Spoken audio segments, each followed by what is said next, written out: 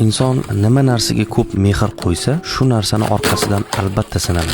Nimaga shunaqa? Nimaga inson bir narsaga ko'proq mehr qo'yib yorsa, uni orqasidan sinovga duch keladi. Biz hayotda sinov uchun yashayapmiz deb qo'yamiz-ku. Ya'ni sinov uchun yashayapmiz degani biz bitta narsaga ko'nikib qolishimiz kerak emas degani. Biz bitta narsaga o'rganib qolishimiz kerak emas degani. Chunki biz sinovdamiz. Har xil holat bo'lishi mumkin hayotda. Sinov maydonidamiz. Shu uchun ham bitta narsaga ko'nikib qolib, bitta narsaga muhabbat qilib, bitta narsaga me'yoridan oshiq mehr qo'ysangiz, albatta uni orqasidan sinalasiz. Bu tabiiy narsa. Bu bo'lish kerak bo'lgan narsa. Haqiqatan ham sinovli hayotda shunaqa bo'lish kerak o'zi. Bitta narsaga ko'proq mehr qo'yib yorsangiz, bitta narsani ko'proq yaxshi ko'rib yorsangiz, albatta u sizga pand berish kerakki, siz o'ziga kelib olasiz. Ha, men xotirjam mazza qilib yashab oladigan, bitta insonni sevib, bitta insonga muhabbat qo'yib, bitta insonga mehrimni ortiqcha beradigan hayotda emas edimman deb bir o'zingizga kelib olasiz. Ya'ni siz hozir bitta insonni sevib, bitta insonga mehr qo'yib, bitta insonga muhabbatingizni me'yoridan oshiradigan paytda emassiz. Siz hamma narsadan ehtiyot bo'lib